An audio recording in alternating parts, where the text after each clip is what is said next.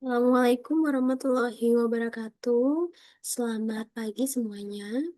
Bertemu lagi dengan saya di mata kuliah pembiayaan daerah. Kita kali ini akan membahas mengenai analisis potensi pajak ya atau proyeksi pajak gitu. Seperti yang sudah saya jelaskan, jadi nanti teman-teman itu mendapatkan tugas untuk menghitung proyeksi pajak di daerah. Kemudian teman-teman bisa memilih ya antara pajak ataupun retribusi. Kemudian nantinya teman-teman akan mempresentasikan hasil dari paper teman-teman dan juga untuk papernya sendiri nantinya akan dikumpulkan pada saat UTS gitu. Nah, untuk eh, cara perhitungan dan juga penjelasannya ini akan saya sampaikan terlebih dahulu supaya teman-teman bisa lebih paham ya.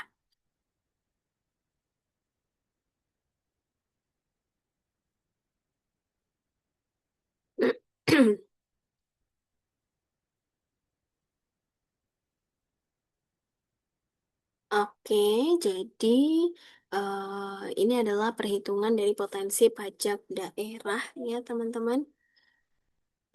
Menurut Mardiasmo dan juga Mahfati tahun 2000, potensi pajak daerah ini adalah sebuah hasil temuan pendataan di lapangan yang berkaitan jumlah serta frekuensi objek pajak yang kemudian dikalikan dengan tarif dasar pajak. Kemudian potensi dari pajak ini sangat menentukan besarnya pajak daerah yang dapat dipungut. Nah, dengan demikian, besarnya potensi pajak ini perlu untuk diketahui untuk menetapkan besarnya target penerimaan pajak pada suatu periode.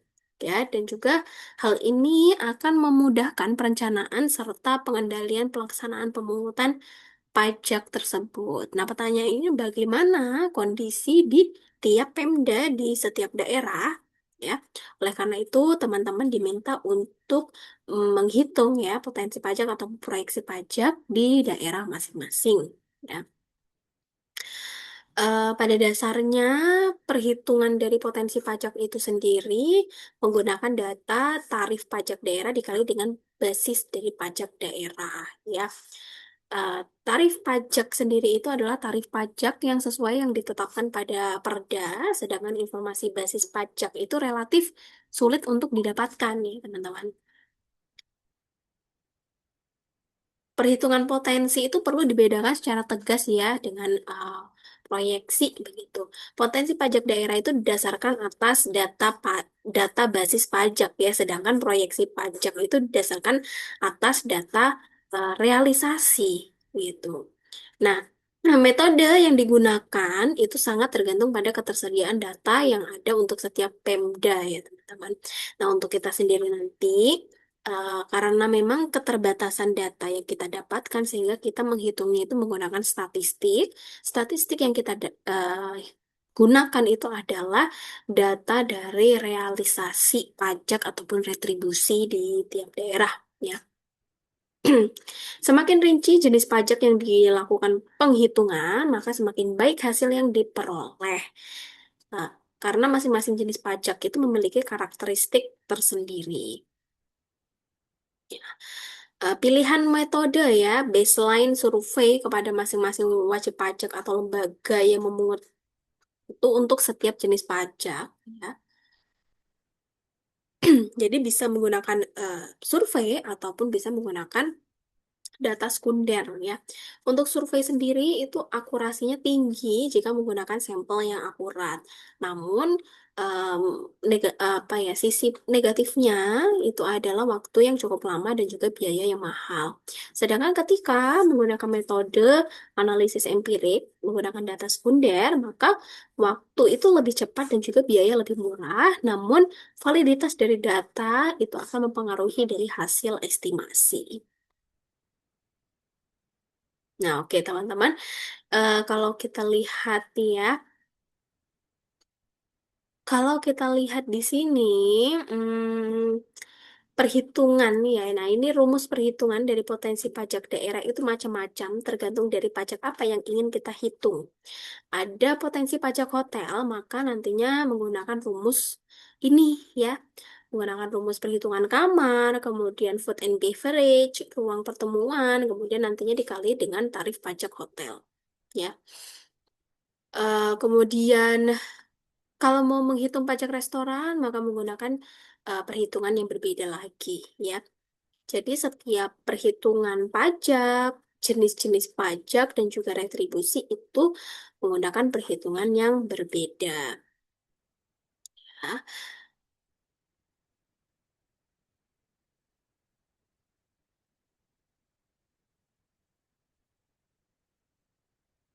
Oke, ini masih masih terkait dengan perhitungan pajak, begitu.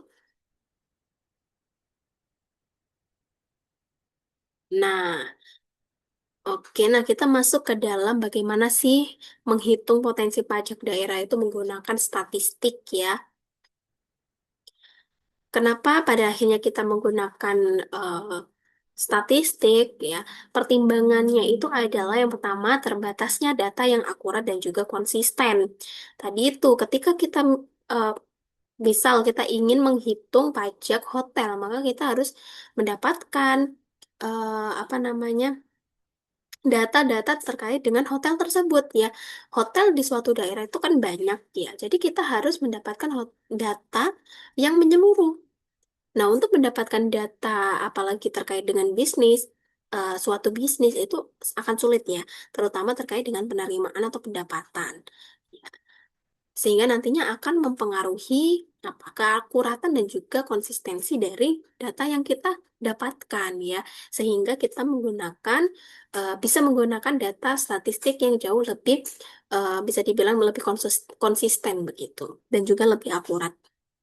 Lalu metode serta variabel independen yang digunakan untuk mengestimasi masing-masing potensi pajak itu dapat berbeda satu sama lainnya. Ketika teman-teman itu ingin menghitung potensi pajak restoran, ya, tentu saja itu akan berbeda rumus yang digunakan dengan eh, apa potensi pajak hotel atau potensi pajak yang lainnya, ya.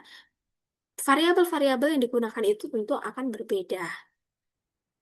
Kemudian metode yang digunakan itu juga dapat berbeda apabila hendak melakukan estimasi penerimaan jangka panjang atau pada periode tertentu. Nah, sehingga pertimbangannya adalah kita menggunakan analisis tren waktu. Gitu. Jadi, kita mengestimasi potensi suatu pajak itu berdasarkan satu variabel saja, yaitu variabel penerimaan pajak itu sendiri, yang mana ini dihubungkan dengan waktu. Ya. Sehingga apa? Data yang kita gunakan itu tidak banyak, karena kita hanya menggunakan satu jenis data saja, yaitu variabel penerimaan pajak ini saja. Ya, dan ini cocok apabila digunakan dalam kondisi yang memang stabil, di mana tidak ada perubahan mendasar di dalam sosial ekonomi yang dapat mempengaruhi perubahan basis pajak dan juga perilaku objek dari pajak. Ya, dan mengasumsikan bahwa semua perubahan sosial ekonomi itu bisa ditangkap oleh variabel waktu. Ya, kelebihan lainnya adalah estimasi dan juga interpretasinya itu sangat mudah dan metode yang umumnya itu digunakan adalah OLS atau Ordinary Least Square. Nah, ini adalah salah satu metode yang sangat umum digunakan oleh mahasiswa-mahasiswa ekonomi ya, sehingga memang cocok lah untuk kita gunakan dan juga memudahkan kita dalam menghitung potensi dari pajak daerah. Nah, pada dasarnya nanti kita akan menggunakan data realisasi penerimaan pajak ya, teman-teman. Kalau teman-teman itu ini contoh LHP ya. LHP atas SKP LHP atas LKPD ya. Ini adalah daerah Jogja ya teman-teman. Nanti teman-teman itu mencari yang namanya realisasi pajak ya. Target dan juga realisasi pajak daerah. Nah, di sini yang teman-teman ambil adalah data dari realisasinya ya. Kalau teman-teman misal di sini ingin menghitung potensi pajak hotel, maka kalau teman-teman menggunakan data dari pajak hotel gitu. Nanti teman-teman tinggal search aja di bagian search barnya yaitu realisasi pajak, maka nanti akan langsung terlihat begitu. Oke. Saya akan menjelaskan sedikit terkait dengan analisis tren. Analisis tren yang eh, akan kita gunakan gitu. Tren waktu. Jadi pada dasarnya yang nantinya akan kita gunakan itu adalah data berkala ya teman-teman. Data antar waktu ya. Dari misal ini contohnya adalah harga rata-rata suatu barang ya. Kita harus memiliki data 5 tahun ya. Kalau di sini kita ingin melihat harga rata-rata suatu barang selama 5 tahun, kita eh, membutuhkan data dari tahun 1995 sampai dengan 1999. Begitu. Nah, bentuk ini adalah bentuk grafisnya, sedangkan kalau bentuk datanya itu sendiri berbentuk angka seperti ini. Kemudian contoh lainnya adalah ini adalah PDRB ya atas dasar harga konstan selama 9 tahun. Jadi selama 9 tahun berturut-turut kita itu harus mengumpulkan data PDRB atas dasar harga konstan. Ya, jadi pada intinya adalah data berkala ini kita harus memiliki data secara berkala dalam kurun waktu beberapa tahun ke depan gitu. Ya, oke. Nah, untuk model atau metode yang kita gunakan sendiri itu adalah model linear sederhana, ya. Menggunakan rumus Y sama dengan A plus BX, ya. Y sendiri itu apa? Y sendiri itu adalah variabel tak bebas, ya, teman-teman. Sedangkan kalau X sendiri itu adalah variabel bebas, ya. Variabel, kalau X ini adalah variabel apa? Independen ya. Sedangkan kalau Y ini adalah variabel dependen gitu. Variabel dependen ini variabel yang dijelaskan, kemudian juga X X ini adalah variabel independen, variabel bebas dan juga variabel yang menjelaskan gitu. Pada dasarnya nanti kita akan menggunakan rumus ini, Y sama dengan A plus BX. Nah, untuk A plus B-nya sendiri itu apa? A itu adalah konstanta ya, dan juga B ini adalah koefisien dari regresi atau parameter. Kemudian dengan mencari data X dan Y itu diharapkan bisa memperoleh nilai A dan B. Nah, kita itu pada dasarnya nanti harus mendapatkan data Y dan juga X terlebih dahulu supaya kita bisa mendapatkan data A plus B-nya. Ya. Cara memperoleh Y sama dengan A plus BX yaitu yang pertama, mencari lewat observasi nilai X dan juga Y. Ataupun yang kedua yaitu menggunakan rumus berikut ini ya. B itu rumusnya adalah seperti ini, kemudian alfanya sendiri itu adalah rumusnya seperti ini. Nah, ini nanti kita pindah ke Excel ya, teman-teman. Nah, ini adalah persamaan tren linier. Y sama dengan A plus BT. Y itu adalah estimasi nilai Y pada periode T. Alpha itu adalah intercept pada Y atau nilai Y pada saat T-nya itu adalah 0. Waktunya itu adalah 0. Dan B itu adalah slope atau gradien garis tren. Sedangkan T sendiri itu adalah waktu ya. Misalnya dalam rentang minggu, bulan, ataupun tahun. Oke. Nah, ini contoh dari soal begitu ya. Pemda XYZ itu ingin memperkirakan penerimaan yang akan diterima dari salah satu retribusi baru pada tahun 2016. Nah, tabel berikut ini menyajikan retribusi yang diperoleh selama 5 tahun gitu. Jadi, untuk mendapatkan eh, tren tahun 2016 begitu, kita harus mendapatkan tren sebelumnya nih yang diperoleh ya. Ini ada 5 tahun dari tahun 2011 sampai dengan 2015. Nah, kemudian dari data ini tadi, kemudian kita lakukan regresi ya. Ini menggunakan Excel. eh, Kemudian ini contoh dari gambar ya, ketika gambar grafisnya.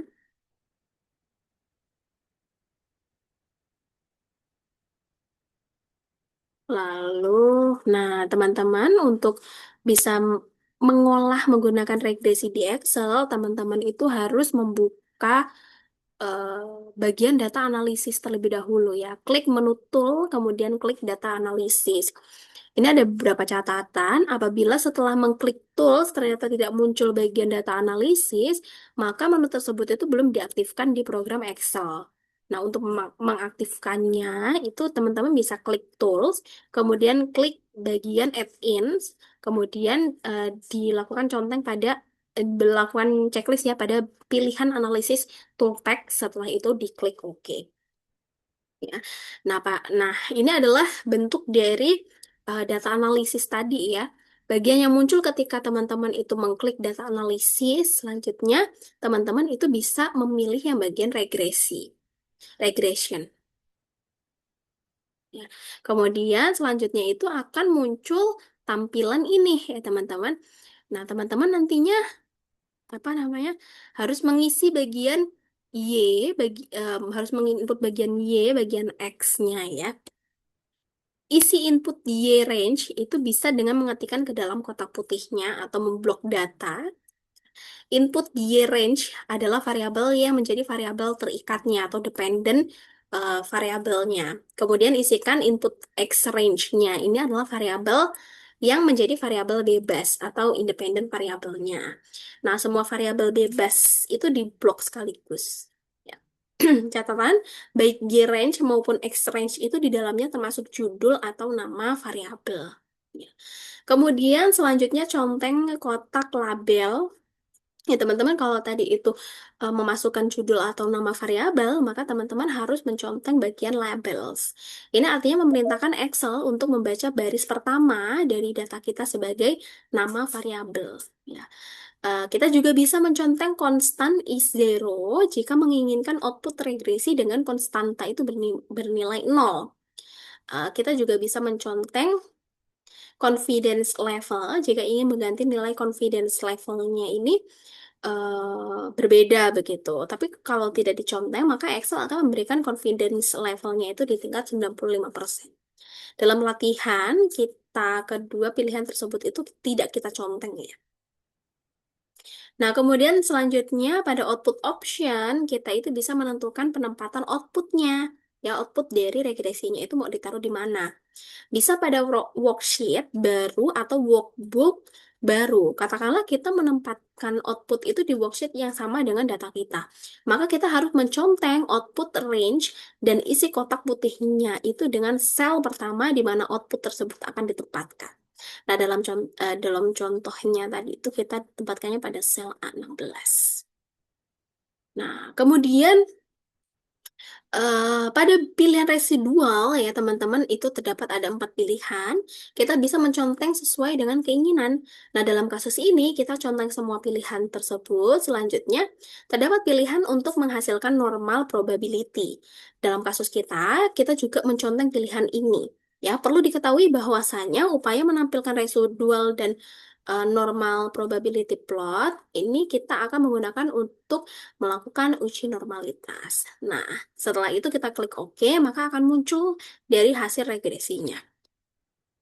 Oke, nah kemudian di sini kita bisa melihat dari koefisien betanya ya. Oke, mungkin supaya lebih jelas kita langsung masuk ke dalam Excel-nya saja, teman-teman.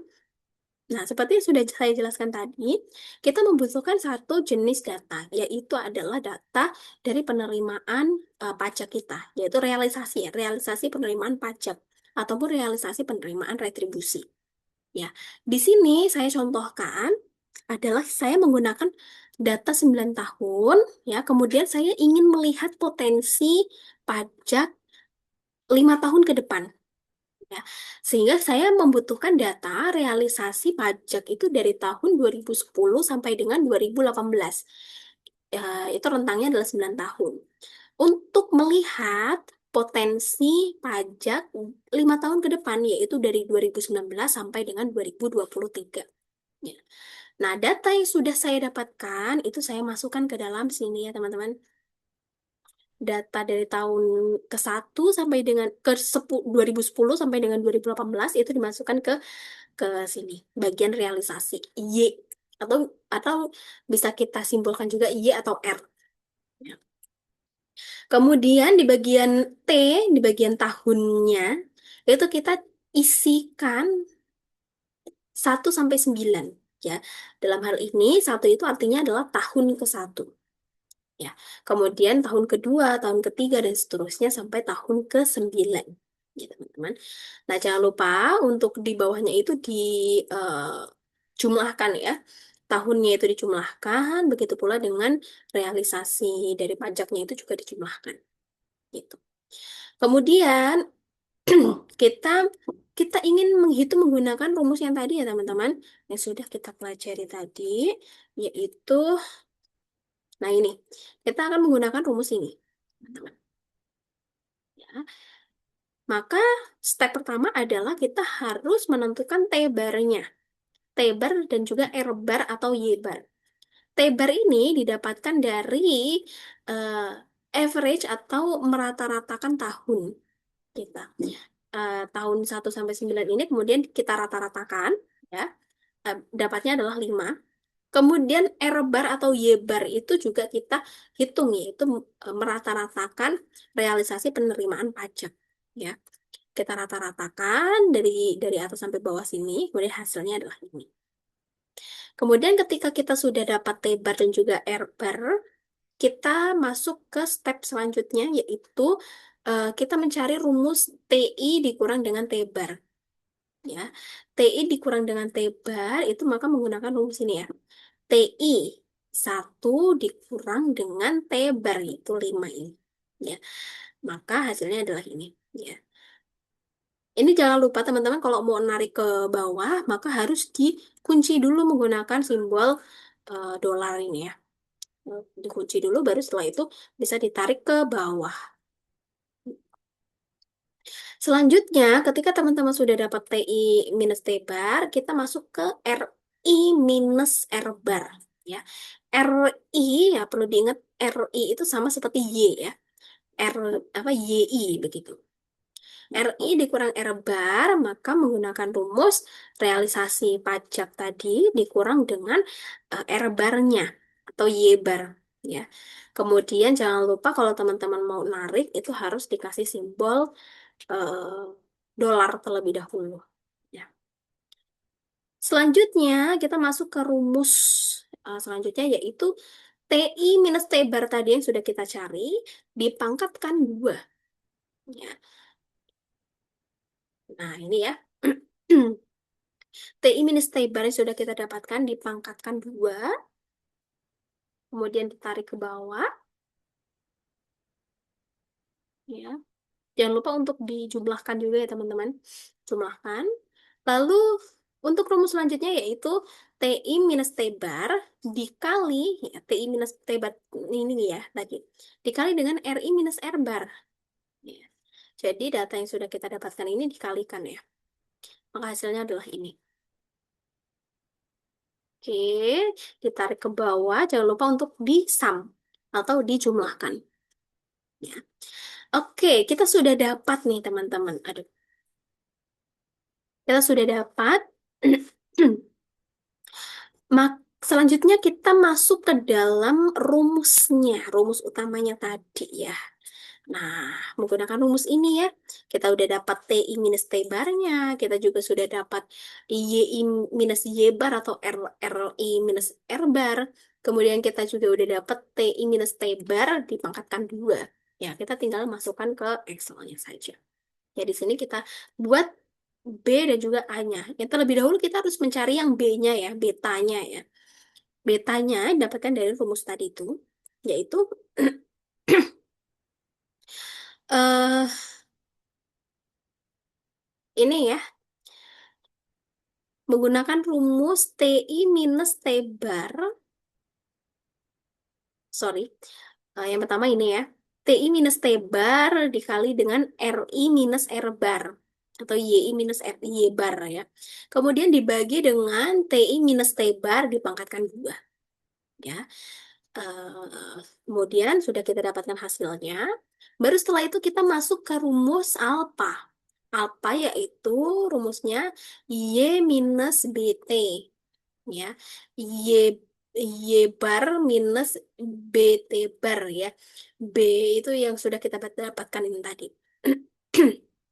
Oke, kita tinggal masukkan saja, yaitu eh, apa namanya tadi itu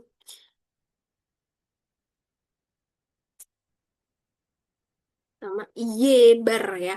Y bar maka kita klik ini Y bar dikurang dengan B yang sudah kita dapatkan tadi, B dikali dengan T bar. T barnya ini ya, teman-teman. Oke. Jika sudah ya jangan jangan lupa untuk di enter. Oke, sekali lagi Y bar dikurang dengan beta dikali dengan T bar gitu. Nah, jika sudah maka kita sudah dapat nih alfa plus betanya. Sehingga kita tinggal masukkan ke dalam rumus utamanya yaitu Y sama dengan A plus BT. Nah, teman-teman kita buat kolom terlebih dahulu ya, kolom dari potensi pajak daerahnya. Ya, potensi dari pajaknya. Ya, tadi seperti yang saya sebutkan, saya mencari 5 tahun ke depan, yaitu dari tahun 2019 sampai 2023. Ini adalah tahun ke-10. 2019 itu artinya adalah tahun ke-10. Kemudian 2020 itu tahun ke-11 dan seterusnya sampai tahun ke-14. Ya. Nah, kemudian selanjutnya kita tinggal masukkan saja rumusnya ya. Y sama dengan A plus BT. Y itu adalah yang kita cari, ya, teman-teman. Di, sama dengan A plus BT. A itu adalah yang ini tadi. B-nya itu adalah ini. Kemudian dikali dengan T. T-nya itu adalah yang tahun ke-10, tahun ke-11, tahun ke-12 ini ya. Nah, kita tinggal masukkan saja. A plus BT. A-nya tadi ini ditambah B dikali dengan T. T-nya itu adalah 10. Diketik aja ya, 10. Kemudian kalau semakin ke bawah itu semakin besar ya. A plus B T. T-nya itu adalah 11. Ya, sampai dengan bawah itu adalah T-nya ke-14. Oke, jika sudah, ya sudah selesai. Inilah potensi pajak yang kita dapatkan, ya teman-teman. Nah, kalau teman-teman itu ragu, ini bener nggak sih? Yang udah saya hitung ini sebenarnya bener nggak sih? Nah, cara untuk meng-cross-checknya adalah seperti yang sudah kita tadi tuh jelaskan juga ya. Seperti yang sudah saya jelaskan, yaitu teman-teman itu bisa mencari alfa dan juga betanya itu menggunakan data analisis, yaitu langsung menggunakan regresi. Ya, ini untuk meng-cross-check ya teman-teman. Tapi kalau perhitungannya nanti saya tetap akan menilai teman-teman itu perhitungan Excel-nya. Ya, tapi teman-teman juga bisa menambahkan hasil regresi menggunakan yang data analisis tadi. Nah, caranya bagaimana? Caranya adalah teman-teman klik bagian data, kemudian teman-teman klik yang data analisis. Ya, lalu teman-teman cari yang regresi. Lalu diklik OK. Nah, di sini kan teman-teman ini tadinya kosong ya.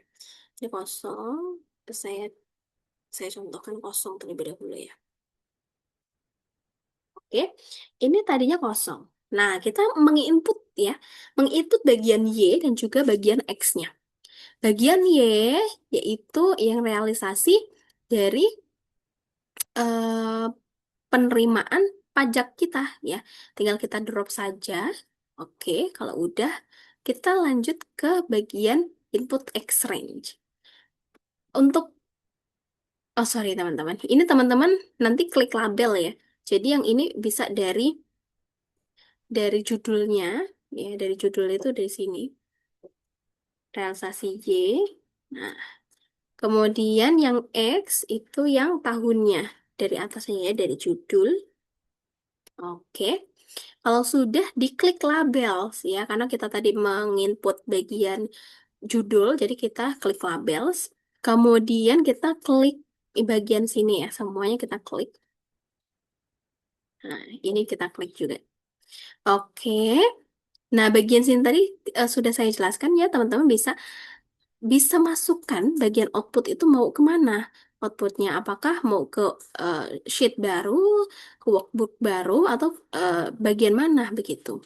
Kalau di sini saya masukkan ke sheet baru ya. Oke, kalau sudah teman-teman bisa oke. Nah, selanjutnya ini sudah masuk ya teman-teman.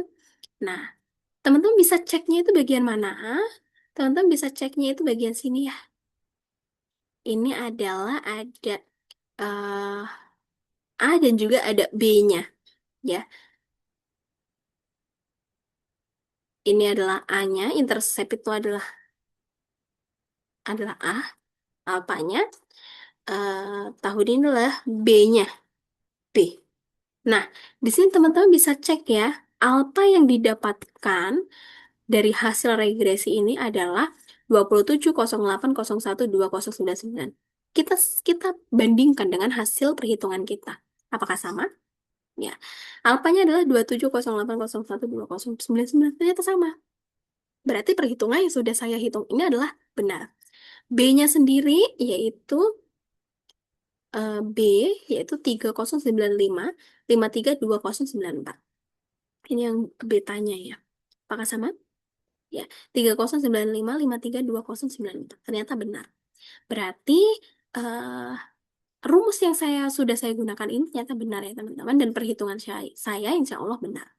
Gitu. Jadi teman-teman kalau mau meng-cross check hasil perhitungan teman-teman apakah sudah benar, maka silakan menggunakan cara tersebut. Dan hasilnya harus konsisten. Kalau hasilnya tidak konsisten, maka dipastikan perhitungan teman-teman itu ada yang salah. Begitu. Ya.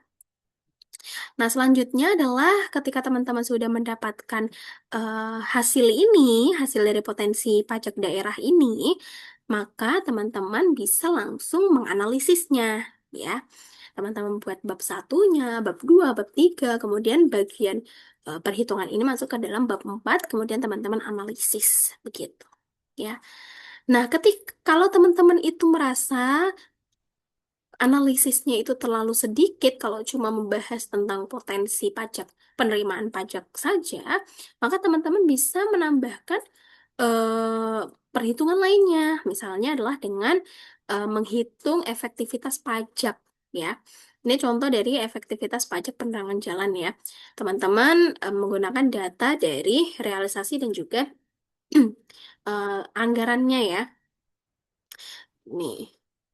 Teman-teman, ini menggunakan rumus yang sudah saya jelaskan kemarin. Gitu. Teman-teman bisa tambahkan tambahkan beberapa analisis lainnya juga bisa ya. Tidak harus satu saja begitu supaya paper teman-teman itu tidak minimalis gitu. Karena semakin minimalis nanti akan semakin terdeteksi oleh eh plagiarisme itu semakin tinggi, teman-teman. Jadi semakin banyak analisa teman-teman, nanti plagiarisme teman-teman akan semakin rendah gitu ya. Oke, apabila nanti teman-teman ada yang ingin ditanyakan terkait dengan perhitungan ini, terkait dengan apa yang sudah saya sampaikan, itu teman-teman bisa chat melalui WhatsApp ataupun melalui email ya. Insya Allah akan segera saya balas begitu. Baik, sekian ya pembahasan kita terkait dengan perhitungan potensi pajak daerah. Semoga apa yang sudah saya jelaskan ini bermanfaat dan dapat dipahami oleh teman-teman. Kurang lebihnya saya mohon maaf. Wassalamualaikum warahmatullahi wabarakatuh.